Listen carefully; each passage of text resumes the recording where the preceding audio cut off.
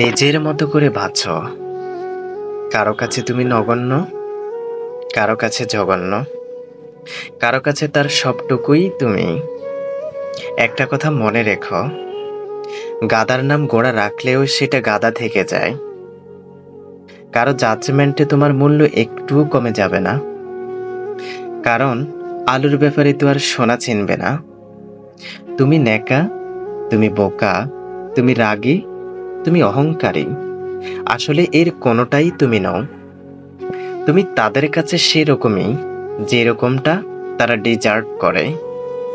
দিন শেষে তুমি তুমি, একটু একটু ভালো, একটু একটু মন্দ, সবটুকু ভালো হতে গেলে দেখবে সবাই ভালোই আছে, শুধু তুমি ছাড়া।